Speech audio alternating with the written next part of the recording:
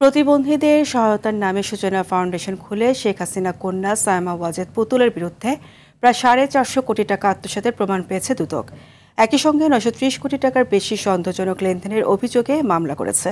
দৃশ্যমান অস্তিত্ব না পেলেও 7 মাসের ব্যবধানে পুতুলের এই প্রতিষ্ঠানের বিরুদ্ধে অর্থ লুটপাট সহ বিস্তর দুর্নীতির প্রমাণ পেয়েছে দুদক। মামলার এজাহারে বলা হয়, আর্ট ব্যবসায়ী সূচনা ফাউন্ডেশনকে এসব অর্থ দিয়ে বিগত সরকার থেকে অনৈতিক সুবিধা নেয়। এছাড়া প্রায় 1 কোটি টাকার কর মওকুফের ঘটনায় এনবিআর এর সাবেক চেয়ারম্যান নাজিবুর রহমান সহ 15 জনের নাম এসেছে এজাহারে। সূচনা ফাউন্ডেশনের টিউলিপের সহযোগী হিসেবে থাকা আরও 10 জন সাবেক এমপি মন্ত্রীর নামও উঠে এসেছে মামলায়।